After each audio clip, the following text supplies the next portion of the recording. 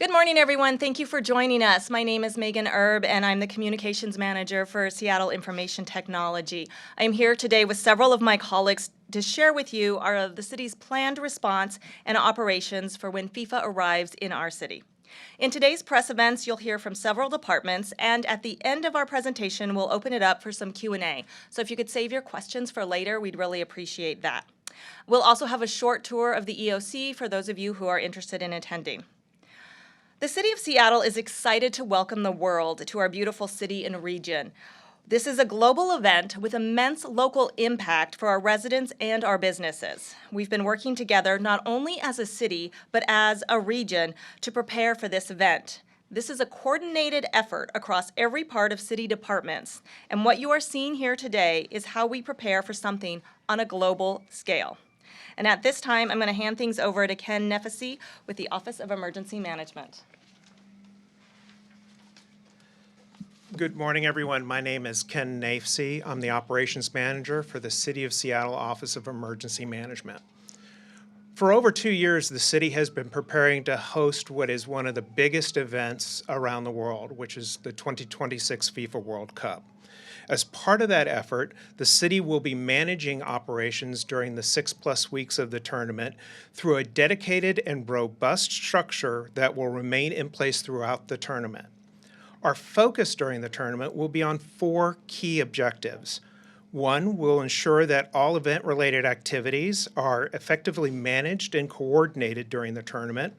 Number 2, we will conduct operations in a way that maximizes the safety of our guests, community, and the people working on the tournament.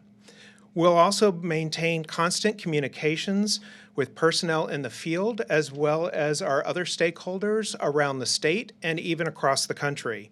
And finally, most importantly, we will be prepared from this facility to respond quickly to any emergency or contingency that may arise during the tournament itself. Because of the complexity of this event, the city has assembled a leadership team that will work together to manage operations during the 6 weeks of the tournament. The 4 agencies that make up that leadership team will be from the Seattle Police Department, Seattle Fire Department, Seattle Transportation, and the Office of Emergency Management. On match days, the city will bring together more than 40 agencies from the city, county, state, and even our federal partners, as well as from a FIFA Local Organizing Committee, to work together to ensure that the games are safe and that events during the tournament run smoothly.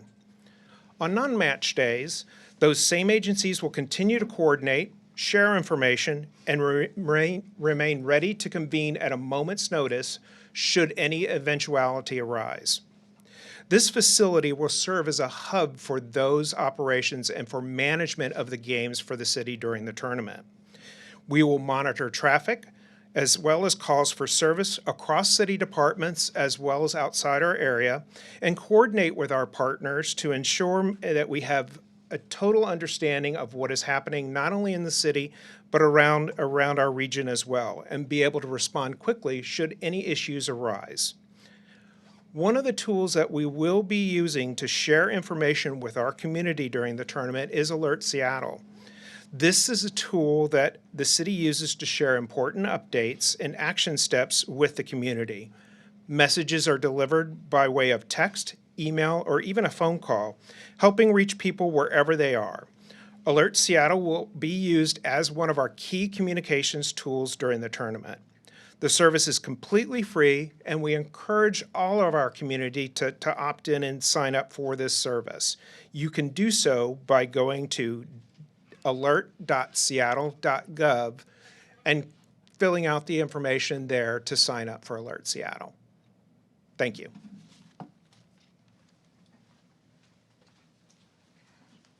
Thank you, Ken. Next up, I'd like to bring Captain Dan Nelson from the Seattle Police Department. Good morning, everybody. My name is Dan Nelson. I am a captain with the Seattle Police Department, and I am been assigned to the FIFA planning team. It's been work that my team and I have been working on for, as Kenneth said, a little over 2 years. It's something we take very seriously. I just want to start with my key message being that the City of Seattle Police Department is very excited to be able to host the FIFA World Cup and welcome all of our international visitors.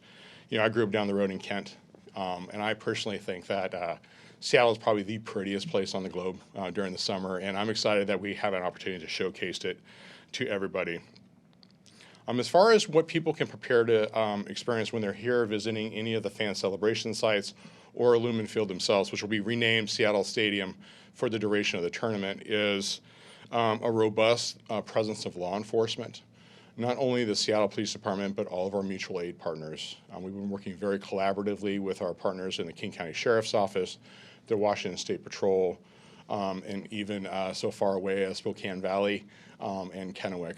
So you'll see a variety of different law enforcement patches in our footprint throughout the tournament, all there with a specific role in the tournament. So when we talk about FIFA and all, people normally just think about Lumen Field, like what's happening at Seattle Stadium. But it's important to note that that is only one of several locations in the city of Seattle. We have, again, 4 fan celebration sites across the city. We have Victory Hall, which is right across from T-Mobile Park. There'll be activities down on the waterfront. Obviously, the Seattle Center, both inside the Armory and out at the amphitheater. And then finally at Pacific Place. They all have different names and different accommodations to meet whatever people are looking for. Additionally, we have a couple different practice facilities in the city of Seattle, one at the University of Washington, which the University of Washington Police Department is taking primary on. They've done just a tremendous job planning for all of the team's arrivals and making sure that facility is ready to go. And then a second one at Seattle University, which will be used more towards the end of the tournament. Regionally, we have team base camps. While they haven't been officially selected, it's very likely that a team will be hosted down in Renton at the Long Acres facility, which is where the Sounders call home, and then also most likely over at Gonzaga University in Spokane. Hotels, we have a number of hotels in the city which will be activated at different points in time. That's where the teams will be staying. Obviously, we'll have law enforcement presence and private security there to ensure everything is safe, and that's where a lot of the escort activity will begin and end from for the teams. And then on top of that, there are 9 fan activation zones across Washington, and that's important to note, especially when we talk about mutual aid. Because a lot of our partner agencies had their own responsibilities in their own backyard. And so while they were very excited to help, they did have to make sure that their operational needs were being met. So some general strategies that we're taking into account and planning for regarding these large fan bases coming into the city is ensuring for safe line queuing. And a lot of people, that doesn't get very exciting for a lot of folks, but it keeps me awake at night. So we are going to alter the way we historically have done line queuing at Lumen Field. If you think about major events, you usually have a mass of humanity and everyone flows through a central point, get your ticket scanned and get your person checked, and then you flow into the venue or stadium. So it's going to look different for FIFA. It's be more managed, and we're actually following best practices established across the pond in Europe. There's going to be a layered perimeter. And so, we have this entire last mile area, which is basically descripting the area from all of our transit hubs into the stadium. So you'll see enhanced security measures in those areas to prevent against vehicle attacks and drunk drivers and different things like that. Proactively, we're communicating with the different fan groups. We've been meeting later today with the Team USA fan group. We're going to be talking about their fan march, the routes, determining how many people are they anticipating, what does their timeline look like, and then what activities are they planning for on non-match days? Because again, people are going to be in Seattle for the duration of the tournament, and so we have to anticipate there's going to be doing things on non-match days as well. And we're really leading that effort with our police outreach and engagement team. It's a practice we started here in the city of Seattle a couple of years ago, where we establish contact with organizers of groups and we figure out what is it they're looking to get out of whatever it is that they're doing. The hope is that by making contact early and establishing relationships during the tournament and on match days, we can have the best possible outcomes. You're going to see, I guess, a lot of officers in a lot of different areas. to include obviously maintaining 911 response at baseline levels. Okay, we took a very proactive and thoughtful approach to how we were organizing our staffing to ensure that there was no negative impacts in 911 operations. We are anticipating some level of demonstration activity. Seattle, that's one of the things that identifies us globally is the ability to organize ourselves and activate in free speech events, and so that's something we're anticipating for. We're going to have, again, a very facilitative approach to that to ensure everyone who's demonstrating has a safe place to do that, while also making sure that there's no impacts to people being able to come and go from the area. Again, this is something the City of Seattle does all the time. We have hundreds of events every year. Now, nothing quite like FIFA. FIFA is kind of the big deal, but we know that our approaches have worked in the past. I'm sure everyone's familiar when we hosted Club World Cup last year. That was kind of a try run for us, and we tried a lot of our approaches, and that went very, very well. And so this year is going to be that, but a little bit more scaled up to meet the scope of what we're being asked to take care of.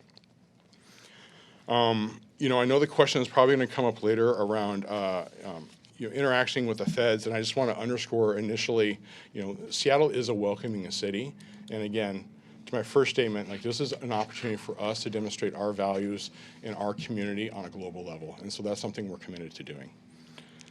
And yeah, that's it, and I'll take questions at the end, but thank you very much.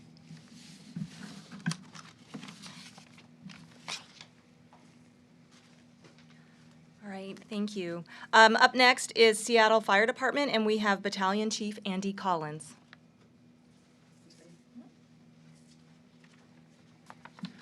Good morning, everyone. My name is Andy Collins. I'm a battalion chief for the Seattle Fire Department, and we share in the excitement that has already been described about bringing the FIFA World Cup to Seattle. Seattle Fire has been a part of the planning efforts for over 2 years, and so we are lockstep with our colleagues, our fellow departments in all the preparation efforts. So I want to talk about just kind of 3 focus areas that the fire department is specifically preparing for. We recognize that there will be an influx of people, visitors, to not only the region, but specifically to some of the spaces in the pedestrian zones, in close proximity to the stadium. And so accordingly, the fire department is preparing additional resources to be in play, in position to respond if needed. But the 3 efforts that we are specifically planning for are our emergency medical services, our fire suppression, and our hazmat detection. And so in those, for EMS or emergency medical services, we know that it's going to be a very densely populated area in and around the stadium. We know that for safety, traffic management plans will preclude vehicles. So we know that there will be pedestrian-only areas. And so to anticipate that and make sure that our response times are still as quick as possible, we'll be using bike EMS, having folks being very mobile on gators and so forth to quickly navigate those spaces that are going to be densely populated. We've seen this occur most recently when the Seahawks won the Super Bowl, and we had folks here celebrating. But these are tested plans, and we'll be putting them into play. We also know that we will have, or I want you to know that we'll have dedicated staffing not only in the stadium, but for all the fan celebration sites that Captain Nelson just referred to. So we will have in that last mile area, we'll have a presence fire department for EMS, the fan celebration sites, and then of course in the stadium itself. This is all in addition to our standard on-duty operations that will respond to 911 calls throughout the city. And then I think it's important for you to know that the Seattle Fire Department has fielded some awareness level training for human trafficking. Our members are in a unique spot to be circulating throughout the city, and we want them to have just a keenful awareness and an eye out for any indications that we need to make sure are shared to make Seattle and honestly this nation a safer place. In the realm of fire suppression, Fire Prevention Division has been a part of the planning effort from the beginning, working to make sure that all the permitting process is appropriate for life safety needs, as well as we will be having additional apparatus and staffing positioned in the downtown core to respond as needed. We know that there's going to be a large influx of people, and so there will be things that we plan for, and I'm sure there'll be some things that we don't, but we want to be ready for those as well. And anyone that knows soccer, especially the international culture, knows that pyrotechnics and smoke is used often for celebratory purposes. And so we are prepared for that. We have trained for that to ensure that wherever, if we see that occur, is handled immediately and safely to keep all the fans safe and make sure it's an enjoyable space. So, and then lastly, the hazmat detection. This is a capability that hopefully none of you really pay much attention to because oftentimes it happens in the background. But our hazmat teams, along with our regional partners, are actively and passively detecting for sea burn activity. These are threats, unfortunately, in a large, high-profile event that we just need to be paying attention to. And so we have the right people with the right equipment out there monitoring for that to ensure that we have early indications and are in a position to respond if necessary. This is something that happens regularly at Seahawks games, any NFL games. Anytime we bring large-scale events, Taylor Swift concerts to town, this is a very normal thing to do. And then I guess I'll just end and let you know that, like I mentioned, our plans are well thought out. They're tested. They're proven. We have had the good fortune, all of us, in planning for events like in 2023, the MLB brought their All-Star game and activities to Seattle. In 2025, the FIFA Club World Cup was here. And so we have had the opportunity to iteratively test these plans, refine them, and we will be ready. So look forward to having them. All right, up next, you'll hear from the Seattle Department of Transportation, and we have SDOT Deputy Director Elizabeth Sheldon with us.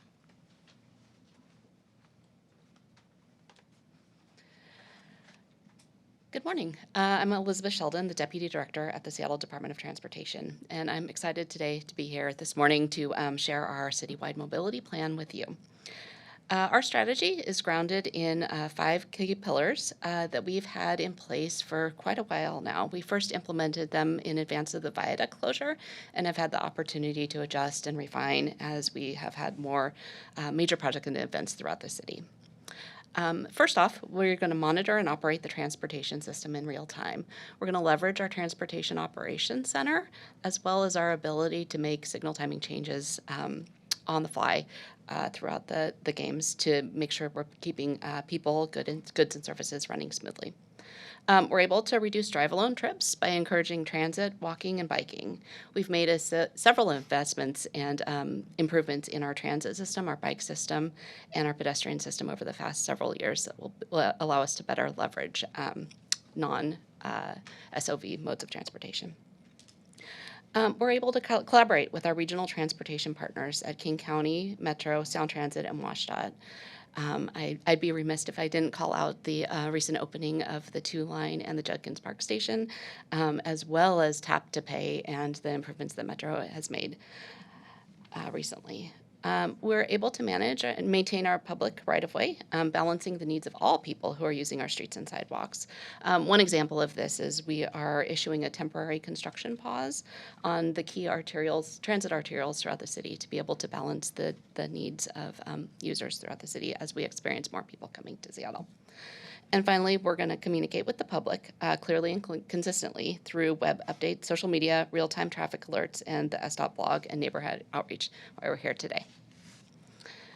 Shifting a little bit from our overarching strategies, I wanted to talk a little bit about the last mile connections in the Pioneer Square pedestrian zone. We realized that most people, we have the opportunity to really leverage a downtown stadium and to support those who are taking transit, biking, and walking. But with that comes an increased number of pedestrians connecting from the Sound Transit stations, particularly from downtown and the north. So in order to accommodate the large number of people moving through the neighborhood to get to the stadium, we are looking at some significant street closures that will generally begin 4 hours before match starts and end once the area has been cleaned and can safely be reopened, generally 2 to 3 hours after the match. No parking restrictions are going to take effect earlier at 2 a.m. each match day, so we can clear vehicles from the streets. And there will be designated pickup and drop-off locations for rideshare vehicles outside of that closure area. Bike and scooter share vehicles will be automatically slowed down to 8 miles per hour and directed to park in designated spots, sort of around the perimeter of the closure area. And this will be coordinated, as you see here, with across the departments, including emergency services, economic development, and transit. The closure area is generally going to be south of Yesler to Royal Brome and First Avenue to the stadiums. Given this closure, we're able to expand some of the opportunities for businesses and organizations in that area. So we're going to give small businesses more opportunities to use the streets and sidewalks for sidewalk cafes, vending, merchandise displays, and outdoor seating. We appreciate the business's flexibility and understanding, and we hope that the logistical challenges will be worth it for this opportunity to create a safe and fun place for people to eat, shop, and explore in Pioneer Square and Seattle's restaurants.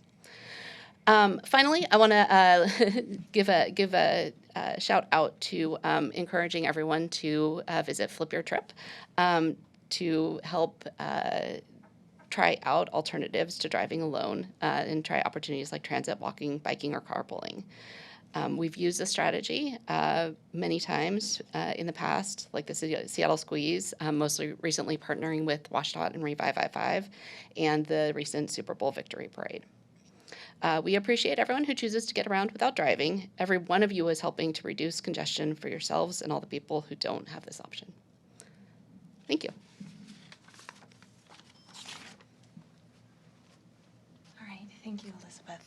All right, thank you all for sharing the work your departments are doing to help coordinate this event. As you can see, the City of Seattle is focusing on safety as the foundation for preparedness for FIFA. We've been working for years to ensure that our residents, businesses, and visitors have an amazing experience when they are here for the tournament. We ask that people give themselves time and plan ahead. With that, I'm going to open it up for questions for any of the groups that you've seen here. Do we have any questions? Just want to make sure, so Yesler to Royal Brome, and then first to the stadiums, Do you want come stand at the mic? and that will be no parking starting at 2 a.m. on match days? No parking on the city streets starting at about 2 a.m. on match days. And it will be match days only, so the 6 days, again, starting about 4 hours before the kickoff. And those roads will be closed, so no vehicle access in that? They will be closed, no vehicle access. We have a blog post that I believe is out or will be out shortly, and it has a map of the locations for you to look at. Sorry if this is already touched on, but could you talk about the expansion of cameras in Soto or the Stadium District and a little more on how those might be used? All right, I'll hand that over to the police department. Yes, thank you. So yes, there was additional investment made in expanding CCTV in the area around the stadium. Again, this is part of, like I said, we've been working on this plan for about 2.5 years. So that was part of that plan. Now, in support of Mayor Wilson's directive, those will only be activated in the event there's a credible threat or we are responding to an incident in those areas, which is our policy with our real-time crime center. So that's how they'll be leveraged, but yes, there is an additional investment in CCTV in this space. And then we actually asked the mayor this a few weeks ago, but who would be the one to flip the switch and to deem something a credible threat? Would that be the mayor's office? Would that be the chief? Is there a mechanism in place for that? Yeah, so through the process, as Kenneth talked about in his briefing with the EOC and Unified Command, there's going to be a multidisciplinary executive team who are going to be able to make decisions like that. Is it just as simple as flipping a switch? I mean, can you turn the cameras in 1 minute from on to off to back off? Yeah, it's very quick. Yeah. And do you know how many cameras are down there? I know that there's a bunch. I'm not sure exactly on the number. I had a question, actually 2 questions regarding the international situation that's going on. We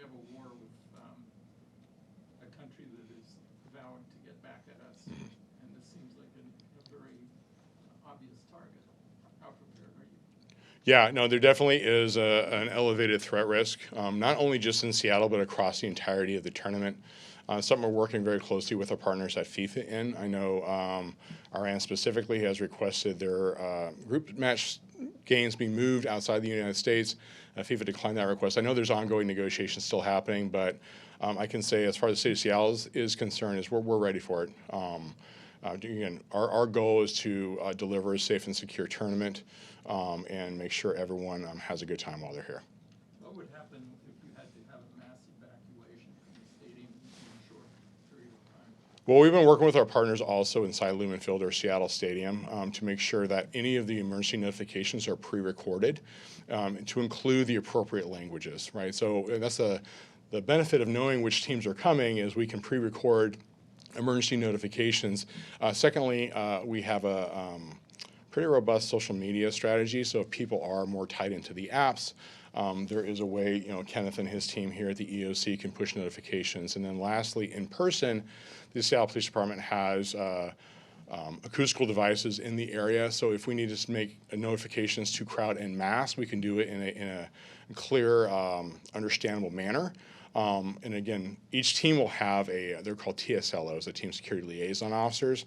So we'll be able to link them in with our team. So if we need to rebroadcast matches in the appropriate language, we'll have that availability as well.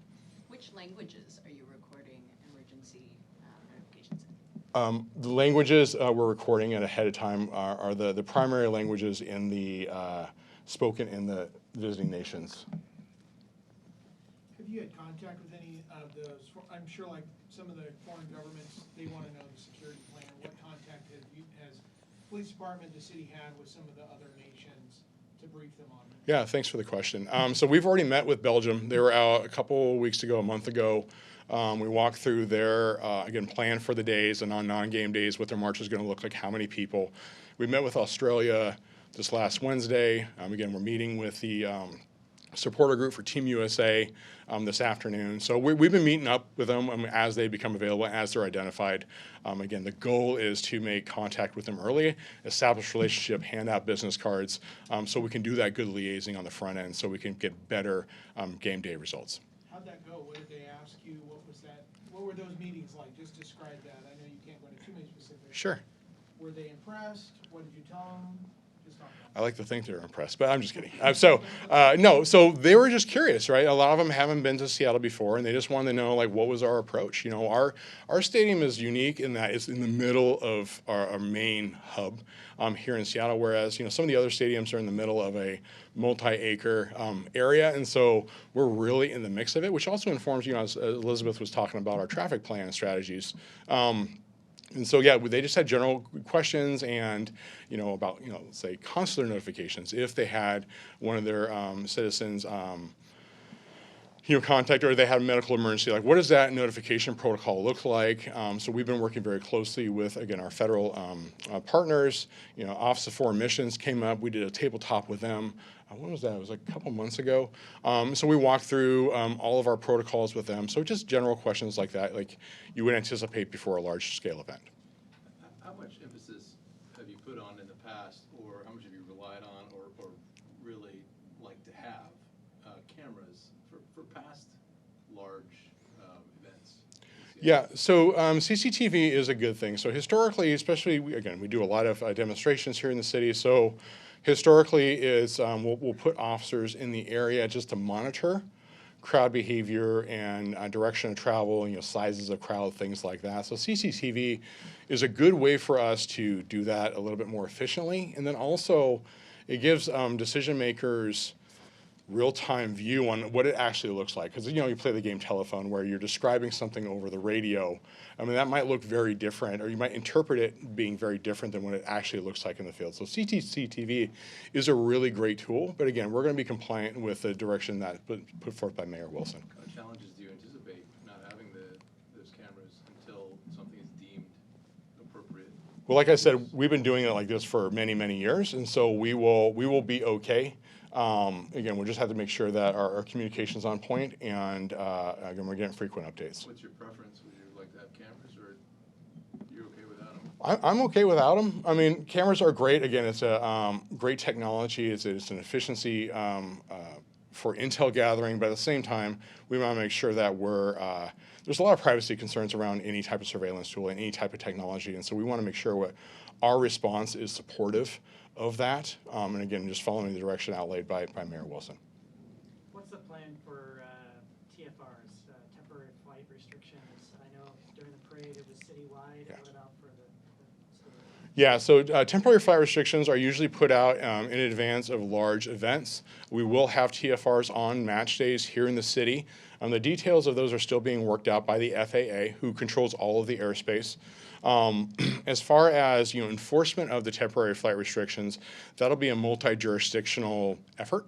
There was some legislation passed earlier this year that authorized state, local, tribal, and territorial agencies, if they receive the appropriate certification, to deploy counter-drone technology, which historically had been a federal mission. We got 4 seats for the state of Washington. One was SPD, someone from the King County Sheriff's Office, someone from the State Patrol, and then someone from the Spokane Sheriff's Office, are all going to the training down in Alabama to be certified. Additionally, with the legislation, there was a grant that was approved.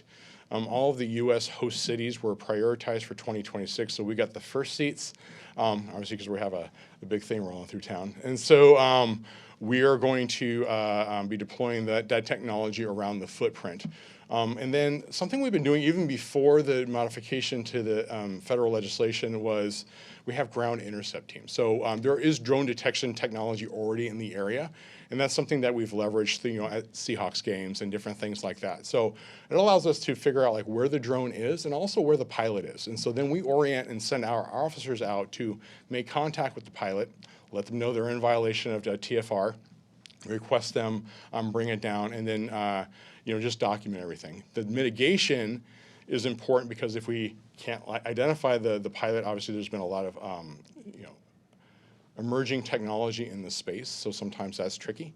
It allows us to mitigate it. So either you hold it in the air while we figure out our plan, we can return it to center, we can send it to a third point where we have special teams ready to render it safe. And so that is a pretty important part of our response, and something we've been working very closely with the Sheriff's Office. I've been leader in the space for many, many years, and we just are so appreciative of their leadership in this work. Just to clarify something you said way back in the beginning, you said that you're going to be staffing in such ways to prevent any disruption to normal 911 operations. What exactly are you going to be doing? So we worked with our labor partners well in advance. Obviously, the staffing for something like a FIFA World Cup it can be tricky, and so we were working with them and identified a way to maximize officer deployment without making any impacts to our operational response stuff. So I think 911 response and also post-incident investigative response. Obviously, if we have people who are in custody, we still have timelines we have to meet. So working with everybody involved to find that meaningful mix so we can make sure everything is accomplished at the same time. Because again, this is going to be happening for many, many weeks, and so it's not just on game days. And so while also factoring officer wellness in, right, making sure people aren't working 18-hour shifts, right, so they are able to deliver the best possible customer service related to response they can. So how is it exactly that you're going to be staffing? So what is this way that you found out?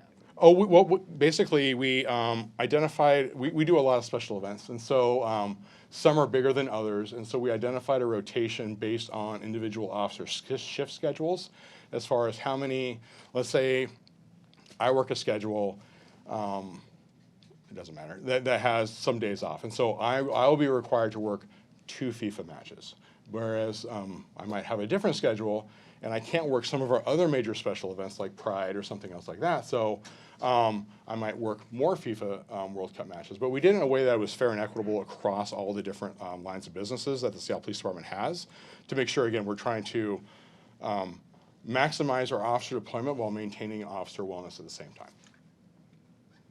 I know it's a bit of it's very, very tricky. It's very complicated. Do you anticipate overtime, having to pay a lot of overtime? We do. And fortunately, we had, there's a FIFA World Cup grant program, which the city participated in, and operational overtime was one of the projects we put in for. So we worked very diligently to find a meaningful mix, again, of using on-duty resources to the best of our ability, but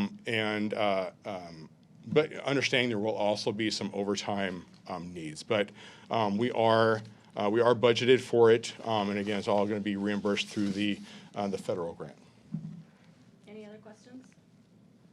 I don't know who would be the person to answer this, but I'm actually wondering, given the situation in the U.S. and in the world, how many people do you think will actually come? Because if I was living overseas, I might go, I don't know that I want to deal with this. Who handles crowd control? Is it Have you got any Yeah. indication of how many tickets have been bought or? Yeah, we're working with our FIFA partners not only on how many tickets have been bought, but also where they're being purchased from, which will be really important. Again, it's talking about working with our consular partners and, again, identifying language access and different things like that, making sure that we have enough of those resources in the footprint on game day.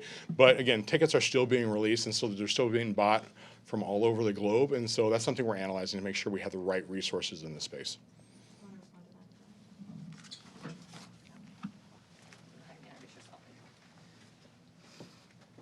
Good morning, April Putney, Chief Strategy Officer for the Seattle FIFA World Cup Local Organizing Committee. The ticket sales are wholly controlled by FIFA, as Captain Nelson just mentioned, but we are aware that we have overwhelming demand for the 6 matches in Seattle. The tickets have continued to be released in phases, but as we get more information, we're very excited to be able to share that with you. But right now, we do know that, I think folks from more than 180 countries and territories have already purchased tickets in Seattle, so we are continuing to see a great demand. Can you spell your name? April, Aprilputney. Any other questions? Okay, great. For those of you who are interested in joining the tour, go ahead and stick around, and then we'll get started in a little while. And then for the rest of you, thank you so much for coming. If you have any other questions, just feel free to either reach out to myself or Patrick, and we can get you the resources you might need. Thank you all. During the FIFA World Cup, this is the facility we will be using to help us manage and coordinate activities over the 6+ weeks that we'll have the tournament taking place here in Seattle.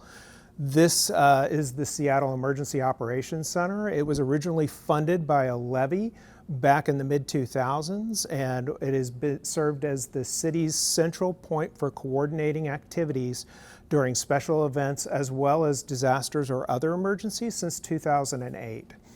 While we're here in this facility during the tournament, we will obviously be keeping an eye on a number of different things to make sure that events run smoothly and that we are able to respond to any type of situation that develops during the tournament itself. A couple of the key hazards that we will be monitoring during the tournament will be the potential for excessive heat as well as the potential for smoke from wildfires. So we have a number of tools available to us from the National Weather Service as well as our other regional partners such as the Puget Sound Clean Air Agency to help us monitor air quality as well as get forecasts on the potential for smoke impacting tournament operations during the 6 weeks of the tournament itself. So here around the room we have a number of different dashboards as well as maps to help us monitor those conditions. On this side we have a map from the National Weather Service and NOAA that shows us what the current air quality is like around not only Seattle but the region as well. We also work very closely with the National Weather Service to monitor heat conditions, so they have a heat index which helps us guide our operations during the tournament itself. So if we see that heat index start to climb, we can then begin to take some additional actions not only inside the stadium, but around the tournament itself to mitigate the potential for heat impacting not only our community, but our guests that are here as well. We also have the ability to monitor traffic cameras that are operated by the Seattle Department of Transportation. We put those cameras up around the facility itself so that, again, the 40+ agencies that will be here during match days have the ability to monitor those things in real time and then work together to collaboratively solve issues or problems that come up during the tournament so that, again, we're kind of functioning as one team with one mission during the entire tournament itself. The city uses a form of a national standard, which is called the Incident Command System, which helps us kind of coordinate as well as kind of organize ourselves effectively to be able to manage not only disasters, but special events as well. So we have 4 tables that are kind of dedicated to what we call our operations section, and these are the folks that really are the ones who are working together to solve problems, not only during the tournament, but anytime we activate the EOC. So we have 2 tables that are dedicated to public safety. Police and fire will be situated here, and during the tournament itself, we will also have representatives from the King County Sheriff's Office, Washington State Patrol, as well as some of our federal security partners that will be at these 2 tables as well. And then we have 2 tables towards the back here that we will be putting most of our folks from transportation, as well as some of our other key infrastructure partners. So obviously we want to make sure that there's no interruption in electrical service, as well as water and wastewater utilities. So we will have representatives from Seattle Public Utilities and Seattle City Light who will be situated at that table kind of monitoring their systems to make sure there are no disruptions, and if there are, that we work very quickly to resolve what those issues are. And then finally, in the middle table over here is where we will have representatives from our hospitals, as well as from Seattle Parks and Recreation, as well as some of our other human services partners, to make sure that, you know, any issues that come up that particularly are impacting our community, we can address those as well in conjunction with our activities that are taking place and coordinating during the tournament itself.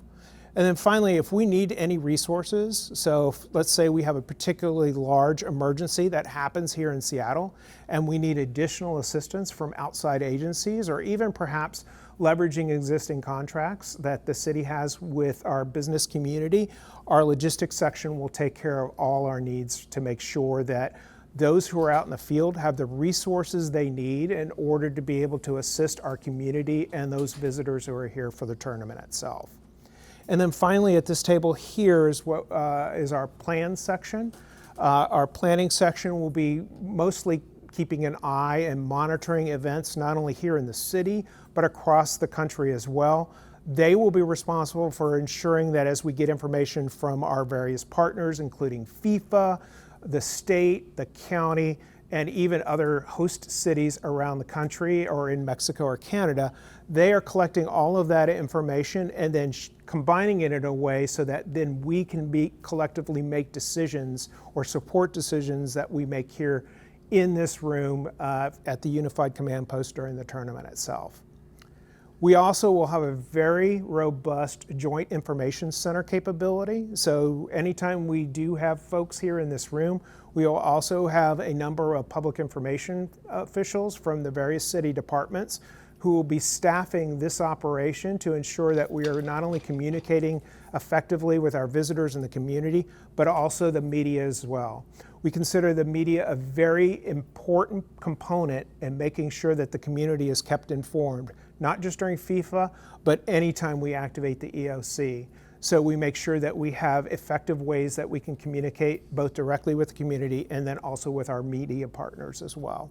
One of the most resilient forms of communications that any government entity has is amateur radio. So even if we lose cell phones, if we lose regular phones, even if our radio system goes down here in the city, the amateur radio folks will be probably the one component of communications that will function during any type of major event or an emergency, including an earthquake.